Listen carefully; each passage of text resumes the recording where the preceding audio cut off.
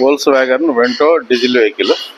ఈ వెహికల్లో customer complaint ఏంటంటే కూలింగ్ తక్కువ అవుతుంది, ఇంజిన్ ఆయిల్ కూడా లీక్ అవుతుంది. మేము చెక్ చేసిన తర్వాత డయాగ్నోసిస్లో తెలిసింది ఏంటంటే oil cooler water elbow open చేసాము. ఇప్పుడు చూడండి, లోపల మొత్తం లీకేజ్ అవుతుంది, ఈ ఆయిల్ కూడా లీకేజ్ అవుతుంది.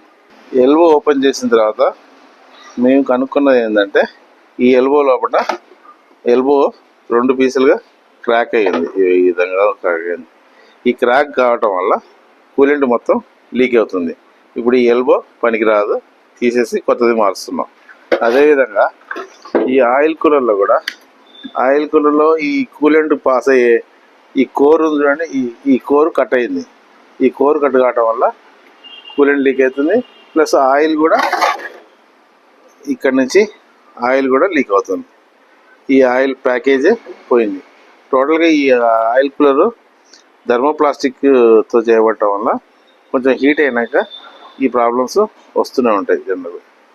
ఇది తీసేసి కొత్తది మార్చేస్తున్నాం, ఈ ప్రాబ్లం సాల్వ్ అయిపోతుంది.